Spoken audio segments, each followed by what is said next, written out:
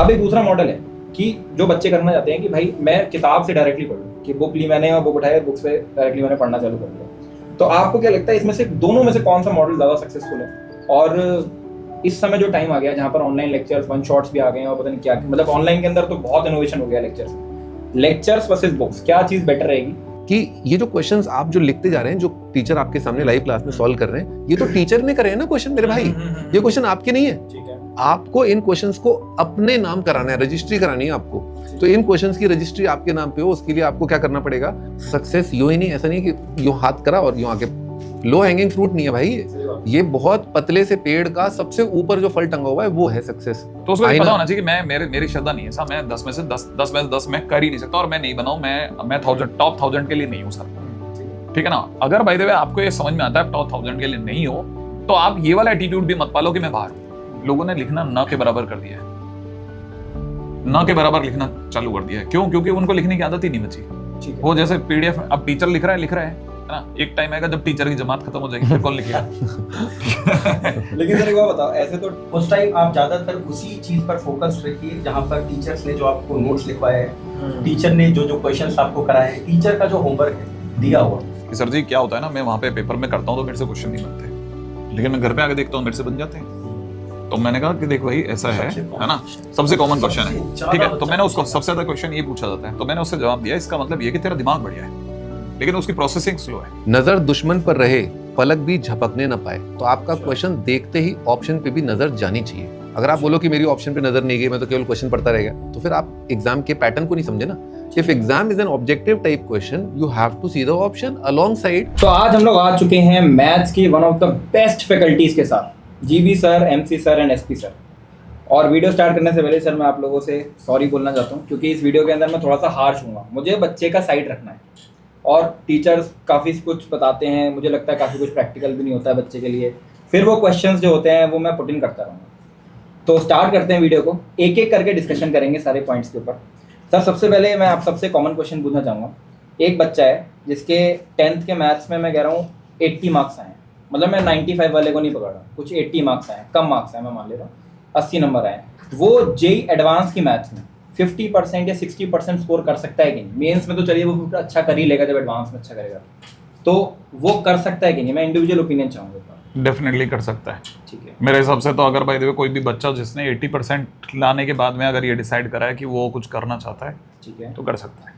आपका सर क्या ओपिनियन है? एक हमारे क्या गांव में कहावत है ना कि करत करत अभ्यास के जड़मती होत सुजान, रसरी आवत जात थे सिल पर पड़त निशान। तो अगर बच्चे के इनिशियल पॉइंट यानी कि 10th के बोर्ड में 80 मार्क्स हैं, उसके बाद 2 साल हैं, आप सोचो 2 बहुत लंबे साल होते हैं। ज़िंदगी का महीना काटना दूभर हो जाता है भाई। आप मुझे बताओ 1 महीना कैसे काटोगे आप?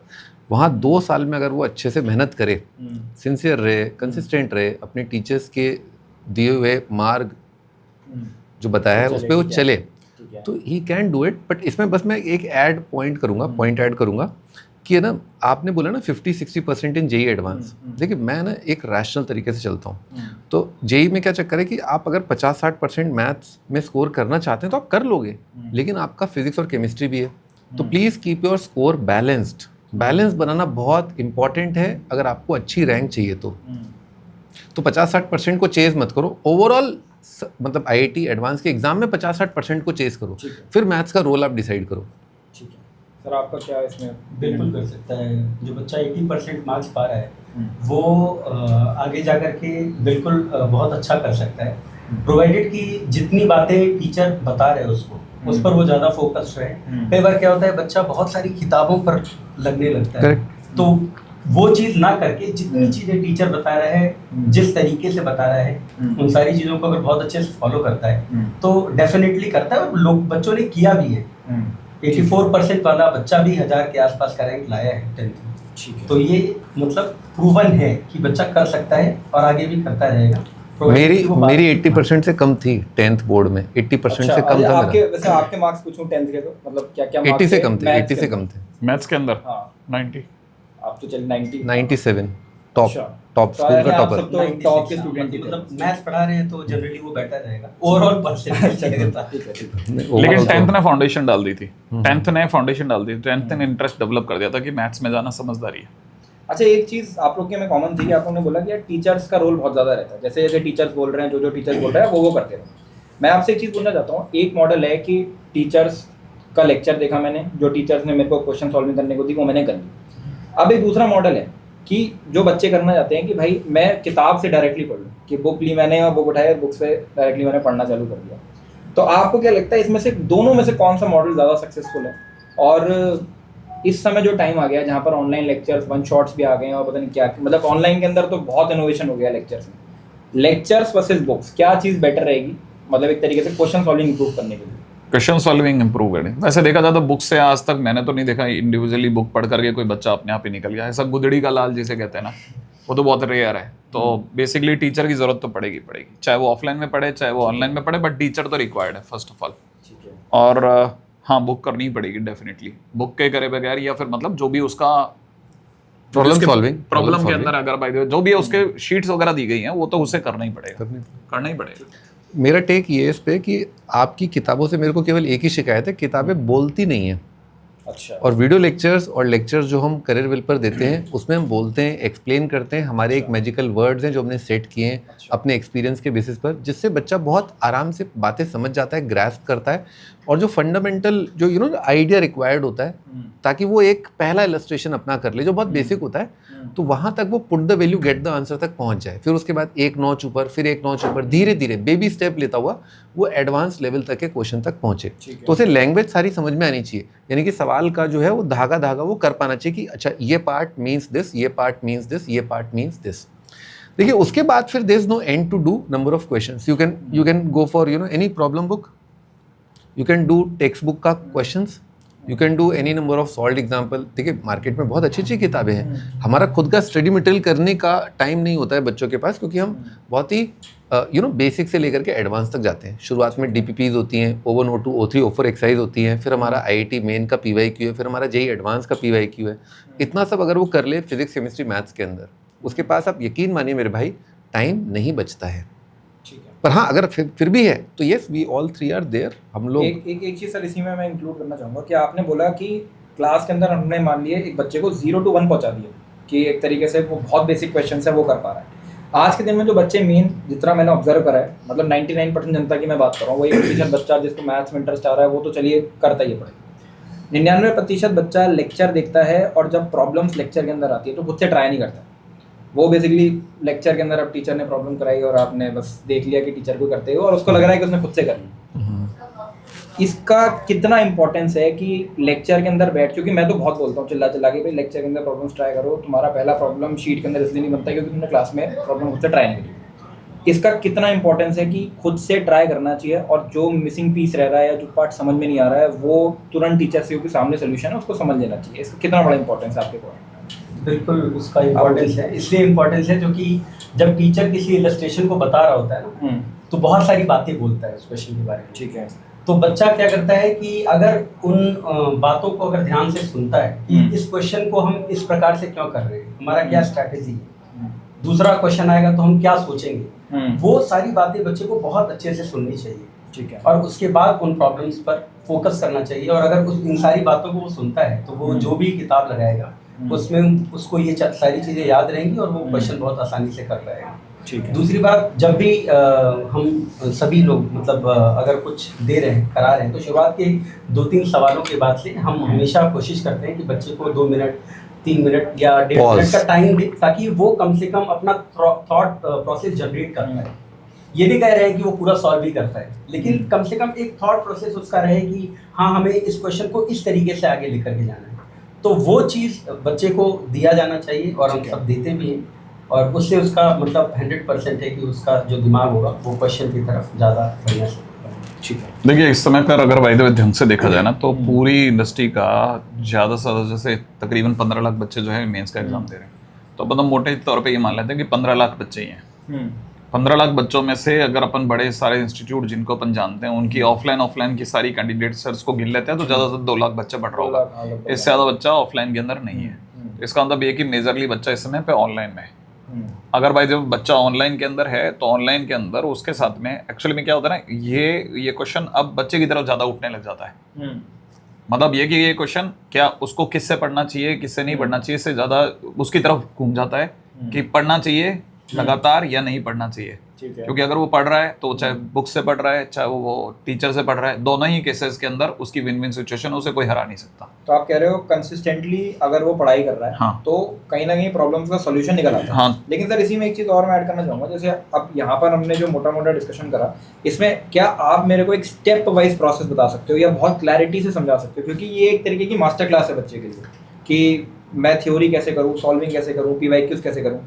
तो आप मेरे को स्टेप वाइज या एक बिल्कुल क्लैरिटी से एक प्रोसेस बता सकते हो कि थ्योरी कंप्लीट करने का सही तरीका क्या है। रूल नंबर 1 सबसे पहले तो रूल ये है कि वो रेगुलर बेस पे क्लास अटेंड करे। ठीक है। क्लास अगर उसने एक भी मिसिंग कर दी तो उसका ये करते हुए बनता है कि वो हर हालत में उसी दिन या फिर उसके अगले लेक्चर से पहले उसको खत्म करे।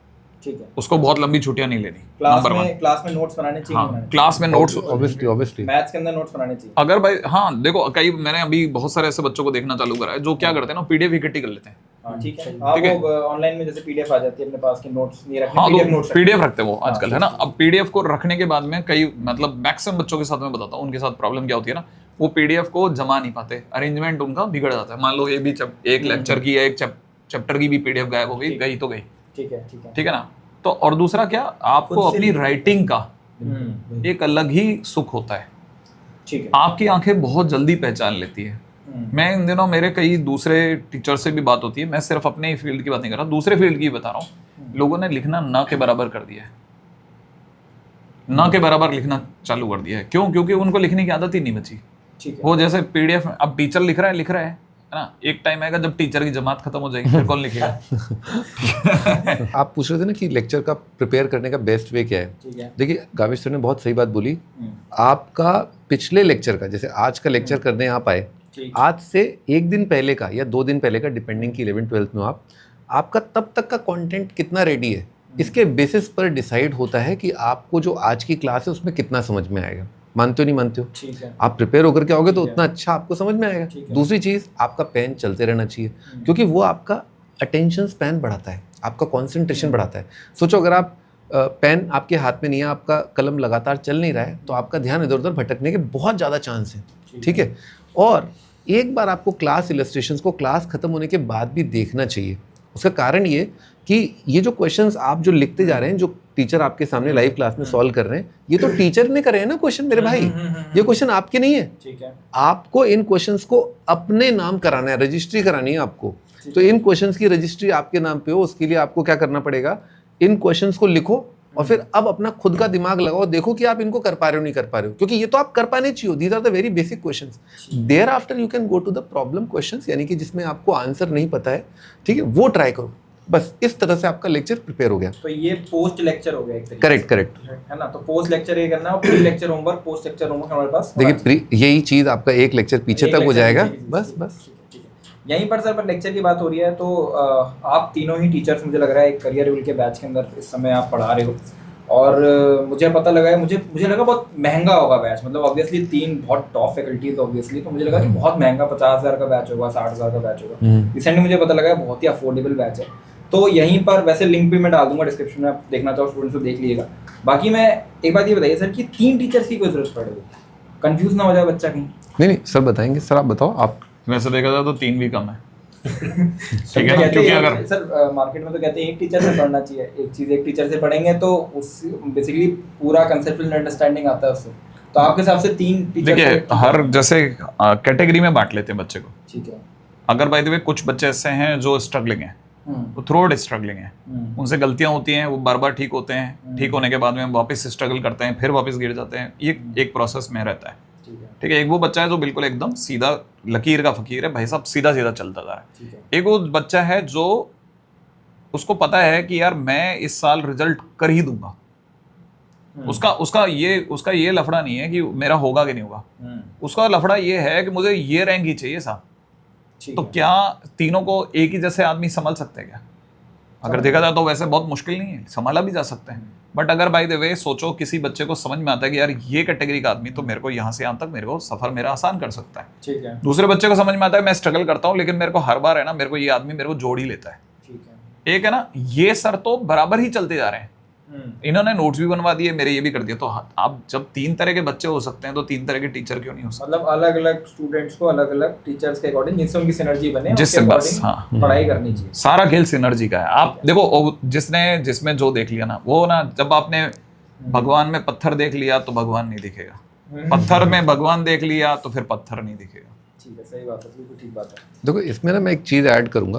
क्लास 10th में अगर बच्चा जो है ना 10th तक का पढ़ के आया है, ठीक है, अगर नहीं पढ़ा है तो 10th का एक बार दोबारा देख ले। जैसे ही वो क्लास 11th में आता है, ठीक है, तो उसका एक नए लेवल का मैथमेटिक्स, नए लेवल का फिजिक्स और नए लेवल का केमिस्ट्री स्टार्ट होता है। Do you agree? आप एग्री करते हो ना? 11th में थोड़ा मुश्किल हो जाता है। देखिए, तो आपके लिए बहुत इंपॉर्टेंट है कि आपको भी एक नॉच ऊपर आपको पढ़ाई करनी पड़ेगी as compare to your 10th class, right? है ना? टाइम टेबल अलग बनता है, डेडिकेशन अलग लेवल का आता है, कंसिस्टेंसी अलग लेवल की चाहिए। सक्सेस यूँ ही नहीं, ऐसा नहीं है कि यूँ हाथ करा और यूँ आगे, लो हैंगिंग फ्रूट नहीं है भाई ये बहुत पतले से पेड़ का सबसे ऊपर जो फल टंगा हुआ है वो है सक्सेस। आईआईटी की बात कर रहा हूँ। तो इसके लिए आपको जो मेहनत करने की ज़रूरत है, जो कठिनाइयों का सामना करने की ज़रूरत है, वो रेगुलर होनी चाहिए। रोज़ आप गिरोगे, रोज़ आपको उठना पड़ेगा। टीचर आपके साथ है, आपको ऐसे क्वेश्चन देगा कि भाई आपका जो सोचोगे कि यार अगर कल का नहीं पढ़ा तो फिर परसों का नहीं आएगा, अगर आपने कल का नहीं पढ़ा तो आपको नेक्स्ट नहीं आएगा, फिर आपने आज का नहीं पढ़ा तो कल का नहीं आएगा। तो आपको प्लीज़ ध्यान रखिए कि अगर आपको बड़ा सक्सेस चाहिए लाइफ में, प्लीज़ बी कंसिस्टेंट। ये और कंसिस्टेंसी में ये नहीं बोल रहा कि यार 12 घंटे पढ़ो, मैं केवल 7-8 घंटे की सेल्फ स्टडी मांगता हूँ, पर ये डेली होना चाहिए। मल्टीप्लाई करना है इसको 365 × 2 से, अगर आप 2 ईयर प्रोग्राम में जुड़ते हैं।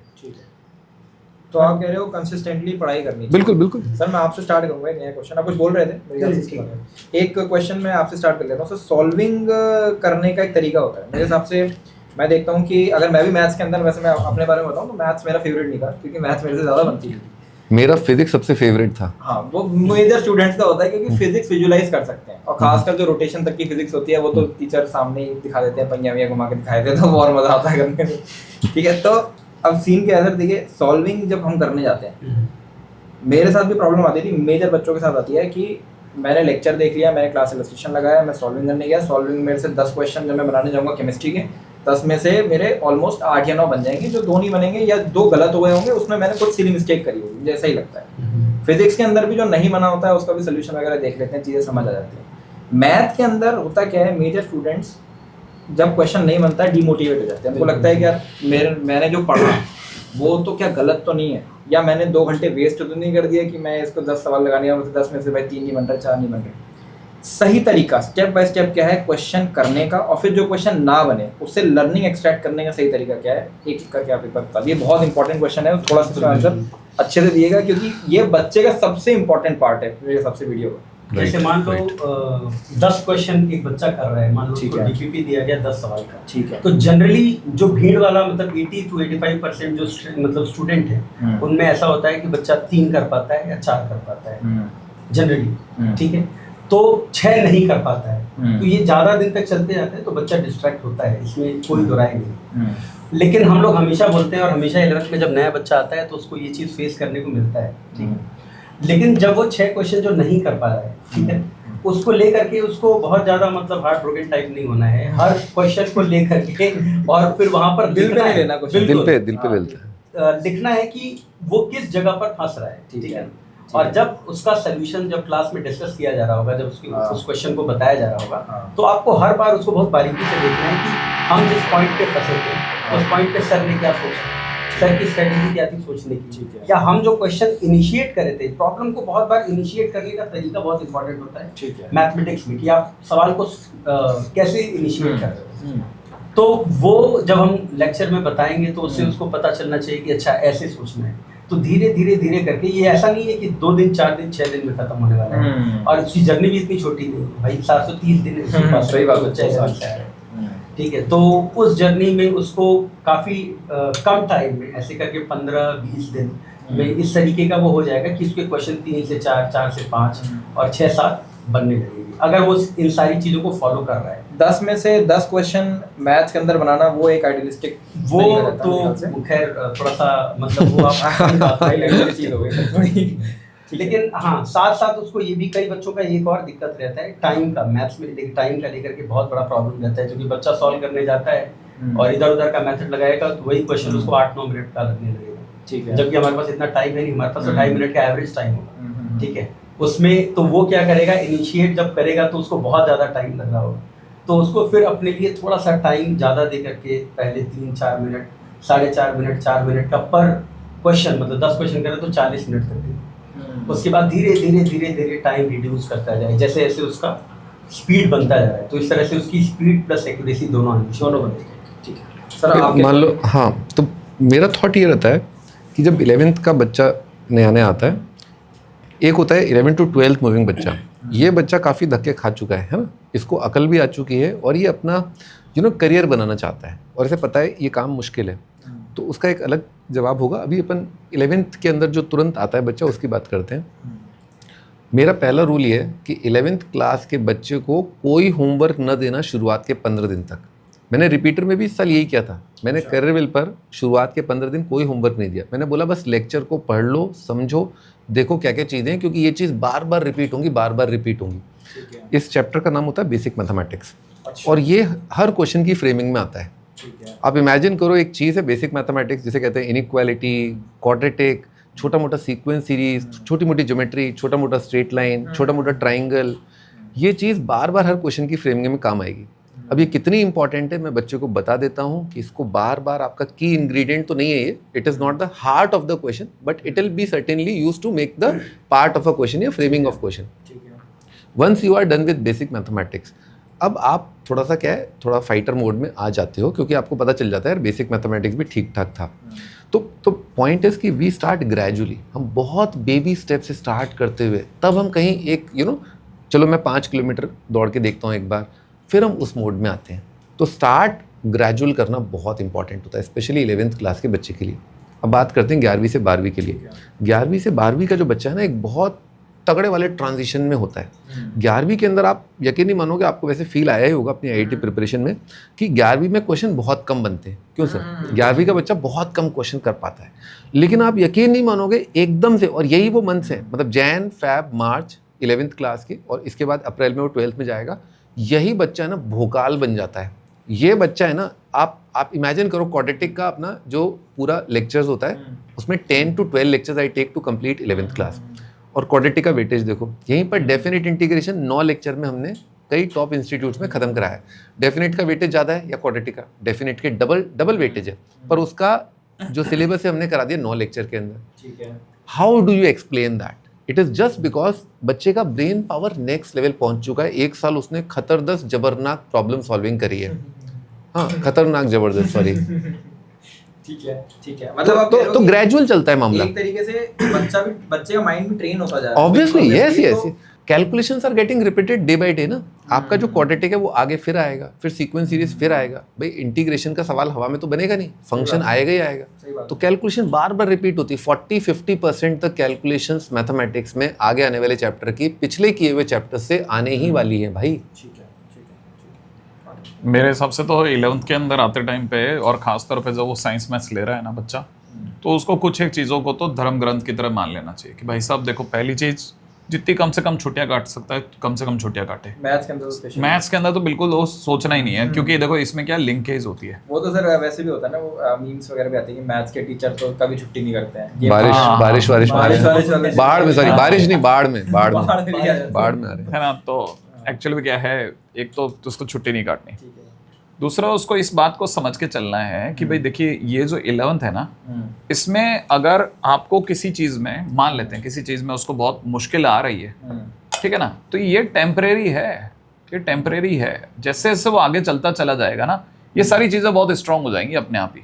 मतलब, और दूसरी बात है ना, मैं तो बहुत बच्चों को बोलता हूँ कि ना 11th है ना, जैसे घर के बाहर का जगह होती है ना, थोड़ी बंजर सी होती है, वैसी है ना। जैसे आप घर में घुसते हो ना, एसी वेसी ऑन है मस्त वाला, जैसे आप 12th में एंटर करते हो सारे चैप्टर बदल जाते हैं। आप देखो कैलकुलस कितनी प्यारी चीज है, ठीक है, कहाँ आती है? 12th में आती है ना। अच्छा, इवन देखिए वाली चीजें मुझे लगता है 12th में आती है, कह रहे हो। हाँ, सुंदर चीज है ना। अच्छा देखो, और दूसरी बात क्या है ना, 11th में बच्चे के साथ में सबसे बड़ा इशू क्या होता है ना, उसको ये लगता है कि 10th का एक माइंडसेट होता है उसका। 10th में क्या हो, जैसे मान लो 10th में ट्रिग्नोमेट्री पकड़ते हैं, तो 10th में ट्रिग्नोमेट्री में नॉर्मली आप किसी भी एक एवरेज बच्चा जो भी 70-80 से 90% के बीच का है, आप उससे कोई सा भी ट्रिग्नोमेट्री का क्वेश्चन पूछ लो, पट्टे से नहीं कर देगा, सारे क्वेश्चन कर देगा वो लाइन के अंदर। 10th पास हुआ, उसके बाद आप कोई से भी क्वेश्चन करा दो, खटखट खटखट कर देगा। तो उसके दिमाग में माइंडसेट बैठा होता है, माइंडसेट में ये बात बैठी होती है कि यार जब मेरे को कोई सारे क्वेश्चन हो जाते हैं ना, तब मेरे को चैप्टर आता है। सही बात है। लेकिन कोचिंग में अंदर एंटर होते ही उसको ये बात बिल्कुल जस्ट रिवर्स एकदम उसी पे आके गिरने लगती है। उसको ये समझना भारी हो जाता है कि यार मेरे से तो इसमें एक भी क्वेश्चन नहीं बने।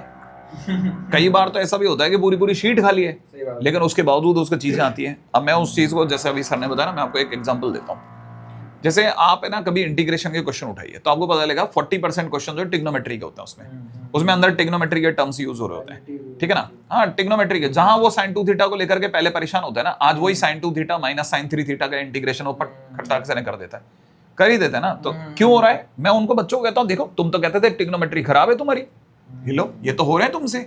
अच्छा, इसका मतलब ये कि टिग्नोमेट्री वही काम की थी जो यहाँ एप्लीकेशन के तौर पे यूज में आई। अब बच्चे 11 में ट्रिग्नोमेट्री लेके परेशान हम होते हैं। तुम अलग मर रहे हो, sin 7 थीटा, sin की पावर 7 थीटा, उसके लिए क्यों परेशान हो रहे हो? नहीं आता तो नहीं आता, कोई बात नहीं, छोड़ना सीख भाई। अगर तू इस है ना दिलदार पने के साथ में जिएगा ना, तो तेरी 11th भी बहुत खुशहाल निकलेगी। और तेरे को पहले से ही बता देते हैं ये एक तरह का रोड मैप है। मतलब मेरे को लगता है ये डिस्कशन से कई बार कई बच्चे जो होंगे ना, वो इस बात को समझ जाएंगे कि भाई हमें तैयारी करते समय पे ये रास्ता पकड़ना है। और खासतौर पे जैसे सर ने बताया ना, 12th के अंदर बच्चा आएगा, ठीक है, तो 12th में एकदम कितनी फैंटास्टिक बात है। क्वाड्रेटिक इक्वेशन जैसा चैप्टर, मतलब अगर भाई आप वन शॉट में कराते हैं तो 6 घंटे के अंदर हो जाता है, ठीक है ना। लेकिन वो वहां तो हमने 13 लेक्चर लिए थे, इसलिए लिए थे भाई तुम्हारे पैर थोड़े से कांप रहे थे, छोटे छोटे पैर थे, वॉकर में चलते हुए आए थे, सही बात है। ठीक है, अब तो तुम दौड़ रहे हो। समझ गया। तो इसमें आप एक चीज आपने बहुत अच्छी बोली थी कि एक बच्चा है जो 11th में, आप दोनों ने मेरे ख्याल से कॉमन पॉइंट था कि 11th से जो 12th में बच्चा आएगा उसका वो थोड़ा सा स्पीड अप हो जाता है। बिल्कुल। लेकिन यहाँ पर मेरा, जैसे आपने एक पॉइंट ये बोला था कि जो एक तरीका है, जो प्रॉब्लम का सॉल्विंग का जो प्रोसीजर है कि मिसिंग की फाइंड करनी है कि कहाँ पर आपने गलती करी, उसको फाइंड करो और फिर सोल्यूशन देख के चीज़ें सीखने की कोशिश करो। अगर सर का जो प्रोसेस है, मैं कह रहा हूँ एक बच्चा है जो 11वीं में है, वो सर का प्रोसेस यूज़ करता है एक तरीके से, और उस प्रोसेस को यूज़ करके वो आगे बढ़ता जाता है, क्या उसकी लर्निंग फास्टर होगी एज कम्पेयर टू कि भाई जो क्वेश्चन नहीं बन रहा उसको छोड़ दिया, कि भाई 10 में से 6 बने, 6 बना के आ गए, 4 नहीं बने, उसको छोड़ कर दिया, या क्या हमें उससे वो लर्निंग एक्सट्रैक्ट करनी है, तभी हमारी लर्निंग फास्टर होगी। और एक तरीके से जो आप कहना चाह रहे हो कि 12वीं में आया बच्चा और वो 12वीं में आके और तेज काम करने लगा, तो वो वाला मोड में वो तभी आ सकता है जब वो जो क्वेश्चन नहीं बने थे वहाँ से कुछ लर्निंग एक्सट्रैक्ट करता है। तो यहाँ पर 2 बातें हैं। एक तो 10th क्लास का बच्चा जैसे 11th में आता है, उसका एक तिलिस्म जो CBSE बोर्ड ने बना रखा है ना, वो तिलिस्म का टूट जाता है। ठीक है, बिल्कुल अच्छी बात बोली। सेकंड पॉइंट जो मैंने बोला ना, 11th का बच्चा जब 11th में IIT की प्रिपरेशन कर रहा होता है और जब 12th में जा रहा होता है तो धक्का खा चुका है। अब उसे पता है ही has to be very attentive, उसका कॉन्सेंट्रेशन, उसका कंसिस्टेंसी नेक्स्ट लेवल होना चाहिए, तभी कुछ होगा, क्योंकि बोर्ड का भी एक बोझ उसके पास है। अब आपके सवाल पर आते हैं, तो मैं हमेशा बच्चों को एनकरेज करता हूँ कि होमवर्क के कुछ 2-3 पार्ट्स आप कर सकते हो ना। एक होता है डीप थिंकिंग की तरफ और एक होता है रैपिड फायर की तरफ। डीप थिंकिंग में you can go to any level, मतलब उसमें आप जिस लेवल पे जाना चाहो आप जाओ, जितना टाइम देना चाहो दो।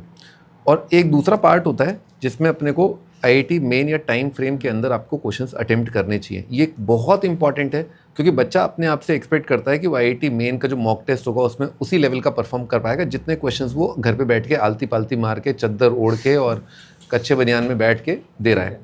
तो ऐसा थोड़ा ना होता है मेरे भाई। जब आपको अपने कंफर्ट जोन से बाहर आना पड़ेगा, और वो तभी होता है जब आपका टाइमर चालू होता है कि नहीं?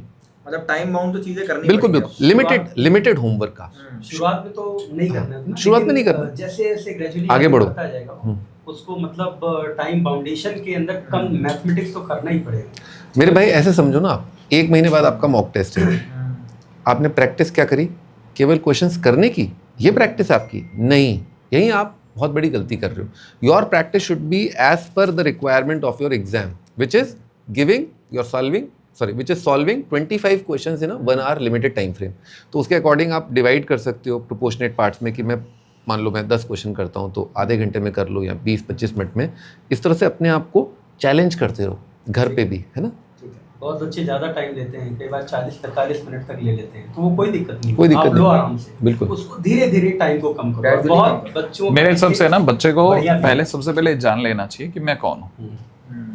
ठीक है, वैसे बच्चे से ज्यादा अच्छा कोई नहीं जानता कि वो खुद को वो जितने अच्छे से जानता है ना उतने अच्छे से कि भैया और ऑनलाइन भी रहना पड़ता है कभी-कभी। हाँ, तो उसको ये आई पता ना। होना चाहिए कि मैं मेरी श्रद्धा नहीं है साहब, मैं 10 में से 10 मैं कर ही नहीं सकता, और मैं नहीं बनाऊं, मैं टॉप 1000 के लिए नहीं हूँ सर। ठीक है। ठीक है ना। अगर बाय द वे आपको ये समझ में आता है टॉप 1000 के लिए नहीं हो, तो आप ये वाला एटीट्यूड भी मत पालो कि मैं बाहर हूँ। मैं पहले तो ये कहूंगा कि आप ये एटीट्यूड मत पालो कि आप बाहर हो। फिर आप अपनी रैंक डिसाइड करो कि मैं इस कैटेगरी में आता हूँ, तो फिर आप अपने टीचर से भी पूछ सकते हो। खासतौर पे हम तीनों तो वर्बल हैं, ठीक है ना। आप मुखर होकर के पूछ सकते हो कि सर जी मुझे कितने करने चाहिए, मेरे तो इतने ही लाने सर, मेरे इससे ज्यादा होगा भी नहीं सर, मेरी कमर टूट जाएगी, कोई मतलब वाली बात नहीं। ठीक है। तो अगर भाई कोई भी बच्चा अगर हमसे ये कहता है कि सर देखिए मेरे को तो मैथ्स में मेरे को इतने परसेंटाइल चाहिए और इसके लिए मेरे को क्या क्या करके रखना है, आप मेरे को अभी से ही रास्ता बता दो, तो एक रोड मैप हम भी बना के दे सकते हैं, है ना। लेकिन एक फिर भी जैसे 10 में से उसे मुझे ऐसा लगता है 4 क्वेश्चन से लेकर के 4 से ऊपर तो करने ही चाहिए। 4 से नीचे पे किसी भी हालत में कहीं पे भी दुनिया के किसी भी टीचर से पढ़ ले, नहीं होगा सिलेक्शन। ठीक है। हाँ। तो आपका कहना है, बहुत अच्छी चीज लगी मेरे को कि सबसे पहले बच्चे को ये पता होना चाहिए कि वो कहाँ स्टैंड कर रहा है, आई ना। एंड उसके अकॉर्डिंग फिर वो काम करना चालू करे। और कहीं ना कहीं सही कह रहा हूँ, आपकी बच्चा होता है जो 1000 रैंक को एस्पायर तो कर रहा है, वो IIT बॉम्बे के स्टेटस तो देख रहा है, लेकिन मैथ्स की पढ़ाई उतनी अच्छी तरीके से नहीं चल रही है। तो वहाँ पर हमें थोड़ा रियलिस्टिक होना है कि यार मैं यहाँ पे अगर इतना नहीं कर पा रहा हूँ तो मैं एटलीस्ट इतना तक तो पहुँच जाऊँ। हाँ, वो एक ऐसी सिचुएशन नहीं, क्योंकि मैंने देखता हूँ बच्चों के अंदर ऐसी सिचुएशन होती है कि या तो हम ऐसे हो गए कि यार 100 लेके आनी है, हाँ। या फिर हमसे कुछ नहीं हो रहा, हम छोड़ रहे हैं, क्विट कर रहे हैं। तो ये बहुत अच्छी चीज़ थी। तो सर आगे बढ़ने से पहले एक जल्दी से रैपिड फायर क्वेश्चन है कुछ मेरे लिए, तो आपके लिए। तो ऑनलाइन और ऑफलाइन में से आपको क्या लगता है कि कौन सा मोड ज़्यादा बेटर है लर्निंग के हिसाब से, कहाँ डिस्ट्रैक्शन कम हो सकते हैं, और कहाँ पर एक तरीके से एक ऐसा एनवायरनमेंट क्रिएट हो सकता है जहाँ से रैंक्स निकल कर आए? क्या having the capabilities of offline will be us क्या कैपेबिलिटी सर? जैसे आने वाले टाइम में ऑनलाइन में वो सारे के सारे मोड आने लग जाएंगे, जिसके अंदर बच्चे के ट्रैकिंग होने लग जाएगी, बच्चे से बातचीत होगी, बच्चे के पेरेंट्स इन्वॉल्व होंगे, बच्चे के क्वेश्चन आंसर देखे जाएंगे। वो सारी चीजें जो ऑफलाइन तक में मिसिंग है ना, वो आपको ऑनलाइन में मिलने लग जाएंगी। वो जो मोड होगा ना, दैट विल बी बेस्ट। आप अपने घर में बैठो, एक हाइब्रिड काइंड ऑफ मोड आप कह रहे हैं। Hybrid kind of. आपके अकॉर्डिंग सर आपको क्या लगता है कि ऑनलाइन एंड ऑफलाइन में क्या बेटर है और किस टर्म्स में? अगेन ऑफरिंग की टर्म में बात करेंगे ना तो बेटर होगा। अब जैसे ऑफलाइन में एक पर्टिकुलर टाइप का बैच होता है ना, तो उस बैच में अलग तरह के टीचर जाते हैं, ठीक है ना। जैसे मान लो मैं हूँ, ठीक है, मेरे पढ़ाने का तरीका अलग है थोड़ा सा ऑफलाइन के टीचर से। तो मेरा जो बच्चा है अगर वो मेरे को फॉलो कर रहा है तो बहुत ही अच्छी रैंक निकाल सकता है वो, लेकिन उसे बहुत लंबे टाइम तक फॉलो करना होगा। और बात ये ना कि जैसे सर ने बोला कि ऑफरिंग अगर आती रहेगी, जैसे पेरेंट टीचर मीटिंग होती रहेगी, होमवर्क चेकिंग होती रहेगी, बच्चे का डाउट सॉल्विंग, मान लो 10 में से हमने सारे क्वेश्चंस के वीडियो सॉल्यूशन दे दिए, 10 में से 8 क्वेश्चंस उसे वीडियो सॉल्यूशन से समझ में आ गए, लेकिन अब उसके पास एक नई अप्रोच है 9th और 10th क्वेश्चन के लिए, वो डिस्कस करना चाहता है। ठीक है। अगर वो भी अगर ऑनलाइन हो जाए फिर तो बल्ले बल्ले, फिर तो क्या ही दिक्कत ऑनलाइन है, से फिर तो बेहतर सुपड़ा साफ कर देंगे ऑफलाइन का। हाँ, और क्या भाई, बच्चा क्या चाहता है, मैंने इस तरह से सोचा इस सवाल में, मेरे इस तरह से सोचने पर मैं यहाँ पर अटक गया, ठीक है। अब मैं आगे क्यों नहीं बढ़ पा रहा। इस बात का जवाब अगर आपको कस्टमाइज तरीके से मिल जाए, 1-on-1 ही, तो वो कहीं ना कहीं प्रॉब्लम सॉल्व हो सकती ये है। तो ऑफलाइन में होता ही नहीं। देखिए क्या ऑफलाइन के अंदर बच्चा रेगुलरली जा रहा है आजकल क्लास में, ऑफलाइन के अलावा अपनी प्रॉब्लम्स है फिर नहीं ऑफलाइन में जा रहा है क्या, मतलब हो सकता है उसको सारे टैक्टिक्स पता चल गए हो, कब कार्ड पंच करना है, कब कार्ड पंच नहीं करना, कहाँ बैठना है, कहाँ पे किस कॉर्नर पे बैठना है, अगर क्लास में भी जा रहा है तो किस साइड पे बैठना है, कहाँ टीचर से बच्चा जा सकता है, वो सब जानता है। और इवन तो सारे पता है। मैं जितना बच्चों से बात करता हूँ तो बहुत सारे ऐसे बच्चे होते हैं कि ऑफलाइन बैच भी ले रखा है, ऑनलाइन भी ले रखा है, तो कभी वहां से पढ़ लिए, कभी घर पे पढ़ ये लिए। मेरा ज्यादा ख्याल है ये गड़बड़, ये क्रैक यही हो जाती है बस कहानी। एक अगला सवाल सर यहाँ पे रहेगा कि PYQs का कितना इंपॉर्टेंस है जेईई के प्रिपरेशन में? मैंने कुछ टीचर्स ऐसे भी सुने कहते हुए कि PYQs आपको नहीं लगाने चाहिए बिल्कुल भी, कुछ ऐसे होते हैं जो बोलते हैं PYQs ही लगाने चाहिए। तो ये कंफ्यूजन एक बार आप खत्म कर दी कि PYQs करना चाहिए और कैसे करने चाहिए, कितने साल के करने चाहिए, क्या तरीका है? बताओ सर। PYQs देखिए, मतलब ऐसा नहीं है कि हम अपने नोट्स में बस PYQ ही कराते रहे। पहला सवाल ही PYQ नहीं है। टीचर क्या करते हैं बहुत जगह, मतलब मैंने देखा भी है कि पहला सवाल ही मतलब PYQ उठा दी, वो सिर्फ झांकी जमाने के लिए। हाँ बिल्कुल, ये भी दिखाने के लिए करते हैं कि ये जो मैंने पढ़ाया है देखो पास्ट ईयर मैं तो खुद ना बोलता हूँ बच्चे को कि भाई साहब टीचर जो है वो, अगर आपको हल्का सा भी ऐसी कोई भी टीचर, मतलब हम मैथ्स की बात नहीं कर रहा, किसी भी टीचर में अगर आपको ये वाली गट्स फीलिंग आती है ना कि वो टीचर इस तरह से चल रहा है कि देखो भाई को कितना आता है, तो फिर समझ जाना भाई को बहुत आता है। ठीक है, तो पहले सवाल से मतलब उसको नहीं ऐसा है कि PYQ मतलब लेकिन हाँ बच्चे को भी PYQ करना चाहिए, ऐसा नहीं कि PYQ नहीं करना चाहिए। और खास करके जितने भी जेई मेंस देने वाले जो बच्चे हैं उनको तो PYQ देना ही चाहिए, और हर टॉपिक पे कम से कम 60-65 क्वेश्चन के आसपास उनको PYQ लगाना ही पड़ेगा। एसपी सर, मैं एक क्वेश्चन पूछता हूँ आपसे कि आपके हिसाब से 11th का बच्चा है, क्वाड्रेटिक इक्वेशन चालू हुआ है, क्या उसे PYQ उसी साल लगाना चाहिए या उसे अभी थोड़ा थमना चाहिए? थोड़ा थम जाना चाहिए। थम जाना कई बार क्या हाँ। होता है कि PYQ के साथ प्रोग्रेशन भी मिक्स कर देगा, हाँ। PYQ के साथ लोकल मैक्सिमा का भी कॉन्सेप्ट मिक्स रहेगा, तो या फिर मतलब AOD का कॉन्सेप्ट मिक्स रहेगा, और वो बच्चा जब करते जाएगा तो उसको ऐसा फील होगा कि अरे ये तो मेरे से बनी नहीं रहा। इसका मतलब सर ने मैं 11th में रोक देता हूँ बच्चे को, भाई अभी बिल्कुल, प्लीज बिल्कुल। भगवान के लिए 11th में PYQ मत मैं लगा, खुद पे शक कोशिश कर करता बैठेगा। हूँ कि PYQ ना लगाए, क्योंकि इससे कई बार बच्चा क्या होता है कि हतोत्साहित भी हो जाता है। ठीक है। तो PYQ लगाने का टाइम सही होना चाहिए, और ऐसा नहीं है कि आप पढ़ लिए 11th क्लास का बच्चा खास करके कि आपने कोई टॉपिक कंप्लीट किया और तुरंत आप PYQ पर चले जाएं। उस टाइम आप ज़्यादातर उसी चीज़ पर फोकस रखिए जहाँ पर टीचर्स ने जो आपको नोट्स लिखवाए हैं, टीचर ने जो जो क्वेश्चंस आपको कराए हैं, टीचर का जो होमवर्क है दिया हुआ, और हम लोग तो इस बार बहुत बढ़िया तरीके से हम लोग काम भी करने वाले हैं स्टडी मटेरियल पे और उसके लिए, ठीक है। इस बार हम लोग जो है DPPs वगैरह के साथ में आ रहे हैं, मतलब वैसा मेरे जिसमें ख्याल क्या से होगा, ये शायद लफड़ा ही खत्म हो जाएगा हमेशा के लिए। कहीं नहीं आया होगा इस टाइप से हम लोग इस बार समझ काम गया। करने वाले। क्यों मनोज सर, अपने को याद है अपन PNC पढ़ाते थे तो एक बंसल सर की एक DPP होती थी पैरेलली, है ना? तो जब अपन उसको लेते हुए चलते थे तो काफी सारे बच्चे उसको निपटा देते थे। तो सर ये आप कह रहे हो कि PYQ जैसे हम अच्छी बात बोली कि कभी मिक्स PYQs भी रहते हैं, तो बच्चा 11th में लगाने लगेगा, फिर उसको कुछ चीज़ें समझ नहीं आएंगी, तो उसको लगेगा कि टीचर ने तो मेरे को कम नहीं पढ़ाया, या मैं ही कहीं कुछ गलत तो नहीं हूँ उस तरीके से। तो PYQs यानी 11th में नहीं करने हैं, 12th में करने हैं। 11th के एंड से वो अपने आप ही चालू हो जाएगा। एक टाइम आता है ये ना, जो जनवरी आपने उसे स्पोर्ट्स शूज पहना दिए पहले दिन ही, वो वॉकर में खड़ा है। समझ गया। ठीक है, ठीक है। आपका सर इसमें कुछ PYQs लगाने चाहिए या कितने साल? PYQ आपको वो लगाने चाहिए जो आप कर पाओ। हाँ, ठीक है। PYQ आपको जेई एडवांस के भी काफी इजी क्वेश्चन होते हैं, जेई मेन के भी बहुत इजी क्वेश्चन है, जेई मेन के भी बहुत अच्छे क्वेश्चन हैं, बहुत हाई लेवल क्वेश्चन है। अगर आपको टॉप रैंक चाहिए तो IIT मेन में 100 परसेंटाइल 99 परसेंटाइल लाना है, तो आपको वो चीज़ें आनी चाहिए, शॉर्ट ट्रिक्स आनी चाहिए, उनके डेरिवेशंस आनी चाहिए।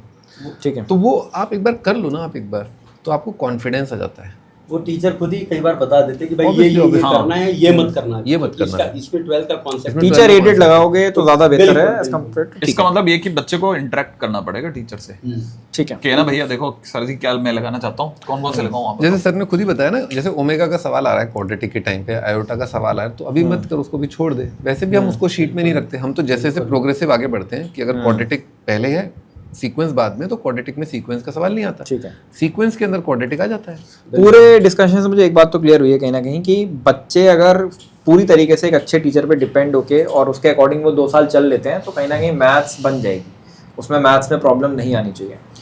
सर एक चीज़ जैसे स्पीड के ऊपर तो मेरे ख्याल से हमने बात कर ली थी, कैलकुलेशन सर बहुत मिस्टेक होती है बच्चे की, कैलकुलेशन मिस्टेक बहुत छोटी छोटी मिस्टेक हो जाती है। वो छोटी छोटी मिस्टेक्स कैसे ठीक कर सकते हैं? कोई स्पेशल टेक्निक हो, कोई ट्रिक हो, क्योंकि यूट्यूब पर ऐसे चलता है कि trick to solve to reduce calculation mistakes, वो कैसे आप ठीक कर सकते हैं? जैसे मैं एक छोटा सा एग्जांपल देता हूँ। एक क्वेश्चन का आंसर आ रहा है 11 × 12 × 13, ठीक है, ठीक है ना? आपने ऑप्शन ढूंढा, आप ढूंढते ढूंढते मर गए, कहीं आंसर ही नहीं मिला। ऊपर एक ऑप्शन था 12 का क्यूब -12, ठीक है, उस पर टिक मार्क करना पड़ गया आपको। आपने क्या करा, आपने 11 × 12 × 13 वैसे मल्टीप्लाई करा, चारों ऑप्शंस के अंदर चारों घटाए, आपस में एक एक करो, मिला है 12 क्यूब माइनस। अब कोई भी बच्चा जिसको पता है वो आपको हो सकता है उस मोमेंट पर स्ट्राइक ही नहीं करे कि 11 को 12 -1 लिख देते हैं, 13 को 12 + 1 लिख देते हैं, 12 का स्क्वायर -1 हो गया और 12 से गुणा करते हैं 12 का क्यूब -12, पहला ऑप्शन दिख गया। अब ये चीज जो है आपने भी कोई कमी नहीं छोड़ी, अच्छी खासी आपकी मैथमेटिक्स है, वो आपको उस स्पॉन्टेनियसली वो उस मोमेंट पे स्ट्राइक कर रही है कि नहीं कर रही है। आंसर तो आप बढ़िया निकाल के लाए, फंस गई है, लेकिन इसमें क्या हो ना, वही जो सर ने पहली लाइन बोली थी, करत करत अभ्यास के। नहीं, इसके लिए मैं एक लाइन बोलता हूँ, नजर दुश्मन पर रहे पलक भी झपकने न पाए। तो आपका क्वेश्चन देखते ही ऑप्शन पे भी नजर जानी चाहिए। अगर आप बोलो कि मेरी ऑप्शन पे नजर नहीं गई, मैं तो केवल क्वेश्चन पढ़ता रहेगा, तो फिर आप एग्जाम के पैटर्न को नहीं समझे ना। If exam is an objective type question, you have to see the option alongside। जैसे आपने क्वेश्चन खत्म किया तुरंत आपको ABCD देखना है क्या दे रखा है, उसी हिसाब से आपकी कैलकुलेशन डिसाइड होगी, उसी हिसाब से आपकी अप्रोच डिसाइड होगी मेरे भाई। ठीक है, जा कहाँ रहा है भाई? सही बात है। अप्रोच बना, सवाल के आंसर देख कि किस तरह का डेटा दे रखा है, न्यूमेरिकल वैल्यू कितनी बड़ी है कितनी छोटी है। ठीक है।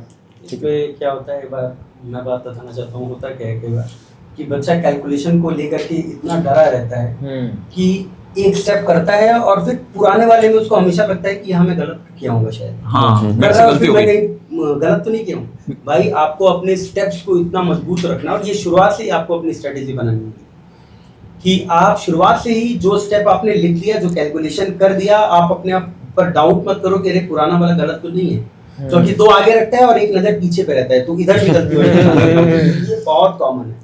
एक स्टूडेंट की मैं बात बताता हूँ, बड़ा इंटरेस्टिंग बात। अक्षर जाला नाम का स्टूडेंट था सर, वो उससे बहुत सिली मिस्टेक होता था। ठीक है।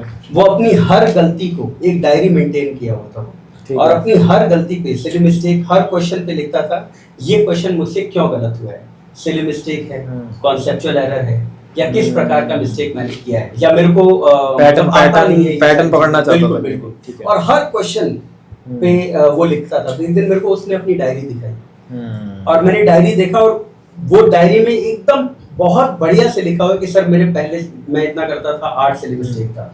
फिर मैं जा करके अपने आप से सवाल करता था, मेरे से इतना सिली मिस्टेक क्यों हो रहा है। अब एक बच्चा कहेगा मैं भी करता हूँ सर सवाल, लेकिन आप कितने मन से सवाल करते हो ये अपने आप से, ठीक है, और कितना दृढ़ निश्चय करके जाते हो कि नहीं इस बार सिली मिस्टेक कम करना है। और वो डायरी मेंटेन करते करते करते लास्ट तक आते आते उसका सिली मिस्टेक बहुत ही कम हो गया था, बहुत रिड्यूस हो बहुत ज्यादा बहुत reduce reduce हो बट फिर भी गया था। आपको ऐसा लगता है कि कभी कोई ऐसा पॉइंट आ जाएगा कि सिली मिस्टेक बिल्कुल जीरो हो जाए, ये तो बहुत ही मुश्किल है, और मेरे ख्याल से नामुमकिन और बच्चे कहीं ना कहीं ये इसको होता चेस है। कर रहे होते हैं कि बच्चों को ऐसा लगता है कि अगर You मेरा can reduce the silly mistake, आप उसको खत्म करना तो मैं तो बच्चों को कहता हूँ कि इसको सर पे मत लाने दो, ठीक है। ये सबके साथ होती है, बिल्कुल। और आप ज्यादा जोर लगाओगे तो और ज्यादा कर बिल्कुल। बैठोगे। मतलब इसे आप स्टेप coolly लिखो लो। और कंफर्म रहो अपने स्टेप हाँ। पर, है ना, ठीक कि है। ये सही है। ये बहुत अच्छी चीज बोली आप आपने। ये नहीं कि पहले जाकर के आप फिर से देख रहे हैं यहाँ पर मेरे से मिस्टेक, डरे मत रहो, क्योंकि ठीक है। उस डर में हो सकता है कि आगे के पीछे की कैलकुलेशन सही हो, लेकिन आगे आप जा रहे हो तो आप कैलकुलेशन गलत कर, क्योंकि आपको हमेशा ध्यान रहे कि मैंने पिछला स्टेप सही लिखा है कि नहीं। ठीक और है। ये बहुत संकल्प भाई, common मैं इसके लिए क्या बोलता हूँ कि आप है ना कम क्वेश्चंस करो। हम क्या है भाग रहे हैं बेसिकली, है ना। आप नंबर ऑफ क्वेश्चंस लेते से आपने आज के मॉक टेस्ट में 10 किए या 15 किए, तो आप कि अगर ज़्यादा सिली मिस्टेक हुए हैं तो आप 1 या 2 क्वेश्चन कम कर लो आप।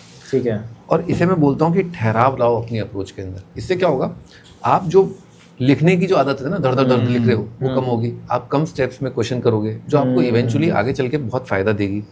दूसरा, इसमें आप एक्यूरेसी का एक रूल बनाओ कि मैं 80% तक एक्यूरेसी पकड़ के चलता हूँ, या 70%, डिपेंडिंग कि आपका स्टार्टिंग पॉइंट कहाँ से हुआ है। ठीक है। आपने एक बार ये रूल बना लिया और अपना एक लिमिटेड टाइम फ्रेम सेट करो कि मैं आईआईटी मेन के इतने क्वेश्चंस इतने टाइम में करूंगा। ठीक है। ये सब चीज़ें और एनालाइज करने के बाद आप खुद ही एक पॉइंट पर पहुंच जाओगे और वहां से आप इंप्रूव करना स्टार्ट करो। ठीक है। तो डेफिनेटली आपका एक्यूरेसी इंप्रूव होगा। ये- लेकिन आप डे 1 से बोलो कि मैं 100% एक्यूरेसी पे आऊंगा, वो थोड़ा चेज ही गलत है बेसिकली। मेरे से एक स्टूडेंट ने पूछा था, बहुत ही इंटरेस्टिंग सा क्वेश्चन था। उसने ये पूछा था कि सर जी क्या होता है ना, मैं वहाँ पे पेपर में करता हूँ तो मेरे से क्वेश्चन नहीं बनते, लेकिन मैं घर पे आके देखता हूँ मेरे से बन जाते हैं। तो मैंने कहा कि देख भाई ऐसा है ना, सबसे कॉमन क्वेश्चन है, ठीक है। तो मैंने उसको सबसे ज्यादा क्वेश्चन ये पूछा जाता है, तो मैंने उससे जवाब दिया इसका मतलब ये कि तेरा दिमाग बढ़िया है लेकिन उसकी प्रोसेसिंग स्लो है। तो एक काम करा कर कि जाने से पहले 2 घंटे पहले के लिए एक खुद का एक क्वेश्चन पेपर बना के रख लिया कर, ठीक है। ठीक है। वो क्वेश्चन पेपर बनाया, तेरे दिमाग में क्वेश्चन करने चालू करे, और ये करते करते करते करते तू एग्जामिनेशन हॉल में बैठ, एग्जामिनेशन हॉल में चले, ठीक है। तेरे दिमाग को पता ही नहीं लगेगा, तेरा वो 2 घंटा है वो निकल चुका है, ठीक है। अब तू रिदम में ही खेले जा रहा है, ठीक है। बात एकदम सही है। बायोलॉजिकल साइकिल वाला जो कॉन्सेप्ट है वो बहुत, क्योंकि कईयों तो का रिदम दिमाग देना ही बना होता है ना, तो वो आपका चीज बन पेपर जाती जिस है। टाइम में उस टाइम पता चलता है कि जनसंख्या, बहुत सारी जनसंख्या उस टाइम सो ही रही, तो भैया आप उसी माहौल में रहेंगे जब 9 आपका से पेपर 12 वाली होगा। यहाँ से 9 से 12 और वाली आप 9 से shift 12 होता है। पर पेपर देकर के देखिए, 15-20 दिन देकर सही के बात देखिए, है। आपका दिमाग सबसे ज्यादा तेज है। अगर आपको और ये मैराथन एकदम दौड़नी है, अगर आपको मैराथन दौड़नी है तो सुबह 5 साढ़े 4 बजे उठने की आदत डालनी पड़ेगी। सही अगर बात है। आपको आईआईटी मेन एडवांस में सफलता पानी है तो आपका बायोलॉजिकल क्लॉक इस तरह से सेट होना चाहिए कि 9 से 12 आपका पीक परफॉर्मेंस, 2 से 5 आपका पीक परफॉर्मेंस निकलना ही चाहिए। चाहिए, सही बात है। 90% जनता 2 से 5 में तो सोती है, और सोती है उस दिन जा करके और पावर नैप ले रही होती है। सही बात है। मतलब सब कुछ एकदम तहस तहस नहस नहस हो जाए, बिल्कुल ठीक बात है। बिल्कुल ठीक बात थोड़ा है। खाना कम खाना चाहिए। अगर आप 2 से 5 में अपने आप को थोड़ा सा कंसंट्रेशन हेवी चाहते हो आप, और थोड़ा सा स्लीपीनेस आती है, आप जैसे lunch बायोलॉजिकल करते हो। क्लॉक के अकॉर्डिंग तो एडजस्टमेंट करना हमारे चाहिए। वहाँ पे जो मैसेज चलती है ना, हम्म। उसमें क्या बच्चा हड़क के खाता है एकदम, सही बात है। सच में हड़क के बोला भी खाता जाता है ना लंच में तो आपको हड़क के खाना चाहिए, ऐसे बोला जाता है ना। नहीं दोपहर में वो तो तो भाई वो उसका उसके सामने गलती से वो होती है तो ना बच्चों कौन सी का सॉस खा वाली नहीं पाते ना। ब्रेकफास्ट लंच तो एक ही हो गया ना बच्चों का। कटोरी में सॉस भर के किसी को Brunch खाते कहते देखा है हैं क्या? ब्रंच। कटोरी में सॉस भर करके चेप रहा है, वो क्या है मतलब? ठीक है, तो अगर आप आपने बहुत क्लोजली ऑब्जर्व करा है कोटा के बच्चे। अरे सड़क पे 10,000 बच्चे होंगे, ऑब्जर्व नहीं करेंगे क्या? बताओ। सही बात है। सड़क पे सुबह 10,000 बच्चा सुबह है। बताओ, आप पहला बैच चल रहा है 6:30 बजे का, ठीक है भाई, वो कुरकुरे चेप के आ रहा है ना, उसके सिवा रास्ते के अंदर पोहे वाला मिल गया, पोहे खा लिए उसने, कचौड़ी खा लिया। ठीक है, कचौड़ी तो कचौड़ी खैर तो कोई मिस ही नहीं करता। कचौड़ी तो कोई मिस ही नहीं करता होगा। सुबह 6:30 बजे कौन खा सकता है वो? लेकिन क्या आपको रही खाने पे आपके ध्यान देना चाहिए। हाँ, सही आपका बात। खाना जैसे सर ने बोला पचा तो लेता ही है, लेकिन वो उसे धीरे धीरे जो है ना बॉडी को अलग तरीके से अलग ही डायरेक्शन में ले जाता है। आप थोड़ा खाने का ध्यान दो। सुबह आप थोड़ा कच्चा खाओ, रॉ खाओ, है ना, रादर की आप कुछ तला हुआ या इस तरह का खाओ। लंच आपको थोड़ा हल्का रखना है। ब्रेकफास्ट काफ़ी हैवी होना चाहिए। फ्रूट्स लो, ड्राई फ्रूट्स लो, सूखा गीला करके जो अपन भिगो करके खाते हैं। डिनर हैवी कर सकते हो आप प्रिपरेशन में, क्योंकि आप दिन में अगर आप काफी आउटपुट निकाल चुके हो तो आप डिनर हैवी करके अपना जल्दी सो। बहुत अच्छी इंसाइट है, बहुत कम लोग बात करते हैं इसके ऊपर। नहीं, मैं बहुत बात करता हूँ। मैं ना ओवरऑल आपकी सक्सेस या ओवरऑल आपकी जो वेलनेस है उसके बारे में बात करता हूँ, रादर की आईआईटी के पीछे ऐसे पागलों की तरह भाग रहे हो, वो आई डोंट एडवाइज दैट। मैं बहुत लॉन्ग स्टडी आज मैंने कभी नहीं बोला, मेरा कभी ये नैरेटिव नहीं रहा कि आप 12-12, 14-14 घंटे पागलों की तरह। 16 घंटे नहीं पढ़ना चाहिए सर। अरे नहीं पागलों की। मैं तो इवन है ना, मैं आपको बताऊं, मेरा एक इंटरेस्टिंग फैक्ट और था, संभव और मैंने देखा, मेरे कई बार है ना, मैंने जिन बच्चों को एडवाइस करा उन्होंने करके देखा, उनके काम भी आया। ये तो है ना, कई बार अपने दिमाग में बैठा होता है ना कि 2 घंटे ये, 2 घंटे ये, 2 घंटे ये। मैथ सही नहीं 2 घंटे की चीज, मैथ सही नहीं। कई बार तो आपको पता ही नहीं चलता, आप 2 घंटे तक एक ही क्वेश्चन देखे जा रहे हो। 2 घंटे सही बात है, सही बात है। कभी भी होता है 1.5 घंटे 2 घंटे तो शुरू हो रही है चीज। एक क्वेश्चन बच्चा इतना दिल पे ले लेता है कई बार, और खास करके मैथ्स में कि 30 मिनट निकाल दिया, 40 मिनट वो बैठा हुआ ब्लैंक है, वो कनेक्ट ही नहीं हो पा रहा। वो अवतार वाली चोटी मिलाने जैसा है वो, ठीक है, जब तक मिलेगा नहीं वो उड़ेगा नहीं भाई। नहीं ठीक है, मतलब समझ गया। कुल मिला के आप ये कह रहे हो कि कहीं ना कहीं हमें जो ओवरऑल वेलनेस जैसे कि आपने बात करी उसके ऊपर हमें काम करना चाहिए, और साथ में स्टडी आवर्स हैं भाई। मैथ्स को करने का एक तरीका होगा, और मैथ्स को एक स्पेशल तरीके से उसको लेकर चलना पड़ेगा, बिकॉज इंजीनियरिंग में कहीं ना कहीं इंजीनियरिंग में भी बहुत मैथ्स इन्वॉल्व है। हाँ, बहुत। बच्चे मेरे को लगता है कि जो अभी जेई की तैयारी कर रहे हैं उनको नहीं पता है कि फर्स्ट ईयर में इंजीनियरिंग मैथमेटिक्स आती है, वो काफी मैथमेटिक्स पढ़ रहे हैं। वही बहुत खतरनाक होती है। सुंदर नहीं है। इंजीनियरिंग मैथमेटिक्स फेरे के 2 सेमेस्टर आ रही है, जिस बहुत दिन वो खतरनाक पहली होती है। बार फूरियर सीरीज पढ़ लेंगे ना, हाँ। घर का कुरियर कट जाएगा सीधा उनका। तो वो चीज़ है। तो आप मैथ से बच नहीं सकते, तो बेहतर है कि आप मैथ्स के साथ डील करिए, अच्छे से डील करिए। सर काफ़ी हद तक डिस्कशंस हो गए हैं, और मेरे को लगा एब्सोल्यूट मास्टर क्लास थी बच्चे के लिए। बहुत सारे टॉपिक्स से और बात हुई। जाते जाते सर, जो हर बच्चे को चाहिए होता है इस समय, मतलब किसी भी पॉइंट पर, आपके अकॉर्डिंग 5 चैप्टर्स ऐसे कौन से हैं? क्योंकि देखिए ज़्यादा तो मैं नहीं पूछूंगा, क्योंकि वो फिर एनालिसिस होता है, कई शिफ्ट में अलग पेपर आता है, कई शिफ्ट में अलग आता है। 5 या 6 ऐसे चैप्टर्स जो दुनिया इधर की उधर हो जाए बट पेपर में आएंगे ही आएंगे, वो आपके अकॉर्डिंग क्या हो सकता पहला वेक्टर 3D, है? ठीक है। दूसरा डेफिनेट इंटीग्रेशन। डेफिनेट इंटीग्रेशन आएगा ही आएगा। 2 क्वेश्चन आएंगे भाई। वेक्टर 3D के 2-3 क्वेश्चन आएंगे। अगला ठीक है। AUCD, मैट्रिसेस ठीक है, मेडिसिन डिटरमिनेंट, ठीक है। AUCD AUCD, ठीक है। है ना। मतलब मेरे ख्याल से आप कह रहे हो कि जो डिफरेंशियल कैलकुलस का जो पार्ट है, हाँ। उसमें कहीं ना कहीं लिमिट्स कंटिन्यूटी भी अगर ले ले तो उसका भी एक क्वेश्चन। LCD आप एक ब्लॉक की तरह ट्रीट करो, आएगा उसका क्वेश्चन। 2 क्वेश्चन आ सकते हैं, बिल्कुल आराम से 2। लेकिन अगर जैसे 5 की बात करें, सिर्फ 5 की, भाई मेरे को तो छूना ही नहीं है, बस छूना ही नहीं है, हाँ, बाकी वही, उससे नफरत है मेरे को। तो एक तो वेक्टर 3D अगर भाई वो पकड़ सकता है पकड़ ले, है ना। मैट्रिक्स डिटरमिनेंट अगर भाई उसको अच्छा लगे तो वो पकड़ ले, मेंस ठीक है ना? में प्रोग्रेशन भी है ना? 2 क्वेश्चन सीक्वेंस और क्वाड्रेटिक पकड़ लो ना मेंस के हिसाब बीटी से। का क्वेश्चन आएगा एक आएगा। बीटी का क्वेश्चन आएगा। आप ऐसा करो ना, 3 अलजेब्रा के पकड़ लो, सीक्वेंस, क्वाड्रेटिक और बीटी। ठीक है, ठीक इनके है। क्वेश्चन बीटी का आते हाँ, हैं। बायनोमियल का भी क्वेश्चन Easy है। का। 100% इवन हम तो ये भी मैं आपको बताता हूँ कि जैसे 12 शिफ्ट हैं इस बार, 12 में से 8 शिफ्ट के अंदर डिविजिबिलिटी का क्वेश्चन आएगा। बिल्कुल, और ये तो ट्रेंड इस time 2024 paper leak paper leak करवा रहा हूँ, डिविजिबिलिटी का क्वेश्चन आएगा। ठीक है। वेक्टर 3D में 12 में से 6 शिफ्ट के अंदर शॉर्टेस्ट डिस्टेंस का क्वेश्चन आने वाला है। या ठीक फिर है। Foot of perpendicular. तो आप बोल रहे हो वेक्टर 3D में कर लूं, मैट्रिक्स डिटरमिनेंट में कर लूं, बायनोमियल थ्योरम, या वो जो तीनों ले लें, क्वाड्रेटिक। अगर 12th डिटरमिनेंट में वो करना चाहता है, एडजॉइंट वाला कर ले, है ना सर। बिल्कुल। थोड़ा आपको ये देखना पड़ेगा, 12th के चैप्टर्स का वेटेज थोड़ा ज्यादा होता है, इसीलिए मैंने डेफिनेट इंटीग्रेशन बोला था। ठीक है। डेफिनेट इंटीग्रेशन करने से आपके और भी कई चीजें सॉर्टेड रहती है, जैसे आपका ये इंटीग्रल कैलकुलस के AUCD सॉर्टेड रहता है, और वो 3 चैप्टर पूरा ले वो 3 पूरा ब्लॉक, 3 चैप्टर पूरा ब्लॉक ले लिया डेफिनेट AUC-D या पूरा ब्लॉक मानो। तो मैं अगर कैलकुलेट करूँ तो मोटा मोटा जैसे मैं उस बच्चे के लिए पूछ रहा था, क्योंकि बहुत सारे स्टूडेंट्स ऐसे भी देख रहे होंगे जिनका पेपर भी हो सकता है 20-25 दिनों में है। बच्चे ऐसे भी हैं, मैं देखता हूँ बिल्कुल जीरो पर है, मैथ्स कुछ नहीं हो रही, तो उनको बोलता हूँ 4-5 चैप्टर ही कर दो, कुछ तो नंबर निकलेंगे, 20 नंबर 25 नंबर कुछ तो निकलेंगे। मैं एक अच्छी बात बताता हूँ, पता है आपको, ये पता है एग्जामिनेशन में जाकर के बच्चा पहली बार मैथ्स को प्यार करता है। मैंने तो देखा है, मैथ्स एक ऐसा जहर है जो खाने के बाद में जीवन देता है, मेरे को ऐसा लगता है। ठीक है, मैंने बताओ एक्चुअली सच में होता है, पता है। ठीक है, वो वहां पहुंचता है, उसे पता है कि मैं मैथ्स में ब्लैंक हूँ, वो ये सोच चुका है कि मैं मैथ्स में मेरे से कुछ नहीं होने वाला, वो फिजिक्स और केमिस्ट्री के भरोसे जाता है। अल्टीमेटली उसे मैथ्स का पेपर तो खोलना ही है, खोलता है, पता चलता है ले पहला क्वेश्चन बन गया, फिर देखते देखते 3 क्वेश्चन बन गए, और वो पूरे 25 में से 3 क्वेश्चन करके है ना, पता है इतना हैप्पी है, क्योंकि वो तो क्या सोच के निकला था, जीरो सही 3 बन गए उससे। उस समय पे उसको ये इतनी डिपेंडेंस होती है। मैंने देखा कई बच्चे मेरे को ये कहते हैं कि सर जी अगर बाय द वे साल भर थोड़ा आप पढ़ लिए होते सही बात तो 3 की जगह पे 6 ही बनते हैं सर। अगर 5-6 भी चैप्टर ले ले बच्चा तो वहां से 7-8 क्वेश्चन आते हैं, मतलब ठीक है 6 चैप्टर ले ले तो मिक्स करके मतलब कंबाइंड इनसे 8-9 क्वेश्चन तो बनते हैं। संकल्प एक ब्लॉक की तरह ट्रीट करना चाहिए मेरे ख्याल से ना, 5 चैप्टर्स मत बोलो, 5 ब्लॉक बोलो। जैसे वेक्टर 3D सर ने बोला 1 ब्लॉक हो गया, जैसे मैंने डेफिनेट बोला ना, तो उसके साथ ऑटोमेटिकली आपको टैग करके डिफरेंशियल इक्वेशन और AUC मिलता ही है, फायदा बहुत मिलता है आपको। ठीक है, फिर आपका ये चैप्टर हो गया BT, PNC और प्रोबेबिलिटीज को एक साथ करो। एक साथ करने से क्या आपके 3-4 क्वेश्चन सॉर्टेड हैं। ठीक है, PNC प्रोबेबिलिटी से भी काफी क्वेश्चंस आते हैं। हाँ, PNC प्रोबेबिलिटी बाइनोमियल को आप एक ब्लॉक ट्रीट करते हो। अगर अच्छा स्टूडेंट है, मैं सलाह दूंगा कि प्रोबेबिलिटी PNC देख ले और अच्छे से। अगर एवरेज स्टूडेंट है जिसको PNC से नफरत है तो वो दूर ही रहे, जा ही नहीं। क्वेश्चन देख करके कसम खा ले कि मैं वहीं छोड़ूंगा तेरे को तुरंत। उसको लास्ट टाइम में करने का कोई मतलब ही नहीं, क्योंकि वैसे भी होने वाला नहीं है, उस पे आपकी मास्टरी हो ही नहीं सकती।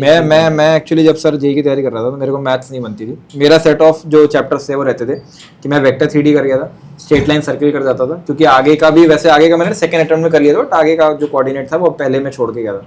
इसके अलावा डिफरेंशियल कैलकुलस पूरा ही, जिसमें फंक्शन ITF वगैरह भी था, उससे क्वेश्चंस भी आते थे, लेकिन ये था कि 12th में हाँ वो यूज होगा आगे ना, इस तरीके से। और फिर डिफरेंशियल इक्वेशन AUC इंटीग्रेशन में करके गया था, मेरे से सवाल नहीं बना था एग्जाम के अंदर, तो वो एक मेरे को थोड़ा सा इनडेफिनिट खास करके, हाँ इनडेफिनिट का सवाल था मेरी शिफ्ट में, वो बना नहीं था। बाकी बायनोमियल, सीक्वेंस सीरीज और क्वाड्रेटिक, ये इतना ही करके गया था मैं। उसमें बायनोमियल में क्वेश्चन ज्यादा आ गए थे बैचलर मेरी शिफ्ट में, तो काम बन गया था थोड़ा ठीक।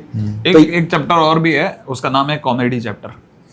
ठीक है, वो कॉमेडी हो गया आजकल, स्ट्रेट लाइन, सर्कल और कॉनिक सेक्शन, जिस हिसाब से कटिंग हुई है उसकी, वो कॉमेडी शो है एक तगड़ा वाला। क्योंकि जब आप सोचो सर्कल के अंदर टेंजेंट के बाद का ही पूरा गायब हो गया।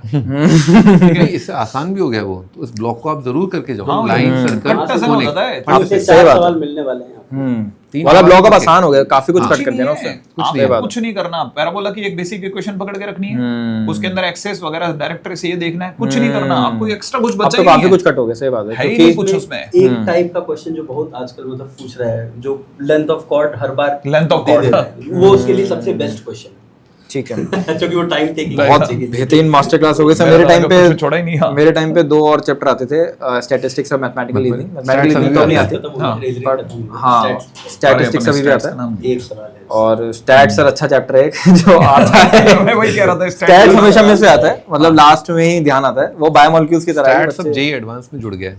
हाँ, तो स्टैट्स जो है एक इंपॉर्टेंट चैप्टर हो गया फिर जेईई एडवांस के साथ। वहां दाम खट्टे कर देगा आपके। नहीं, अभी तक इजी क्वेश्चन आए स्टैट्स के, तो आई थिंक काफी अच्छी मास्टर क्लास है सर। एंड काफी कुछ कमेंट जरूर करेंगे कि सर एक आधी चैप्टर और रह गया, यही बता देता। वही मैं सोच रहा था। हाँ, तो कुछ कमेंट करने के लिए भी छोड़ना चाहिए ना सर, कि बच्चे कुछ कमेंट करें, कुछ बताएं कि ये रह गया, 2-4 छोड़ दिए, वही बता दो, है ना। तो ठीक है, बहुत अच्छी मास्टर क्लास रही, काफ़ी कुछ लर्निंग एक्सट्रैक्ट करी होगी बच्चों ने भी। तो मुझे कमेंट में ज़रूर बताना कि तुम्हें क्या समझ आया, क्या इनसाइट्स तुम लेके जा रहे हो इस वीडियो से। बहुत इंपॉर्टेंट है कि यूज़ करना है जो चीज़ें हैं, प्रिपरेशन को चेंज करने की कोशिश करो। किसी भी पॉइंट पे तुम हो, चीज़ें सही करना चालू कर दोगे, with in a span of 3-4 months चीज़ें ठीक होने लगती हैं। तो ऐसा नहीं है कि मैथ्स नहीं बनेगी तो नहीं बनेगी एंड तक, तो तुम कहीं से भी किसी भी पॉइंट पे ठीक करना चालू करोगे, चीज़ें ठीक हो जाती हैं। तो thank you so much sir for all the discussion, बहुत मज़ा आया सर बात करके और चीज़ों को डिस्कस करके। And this is all.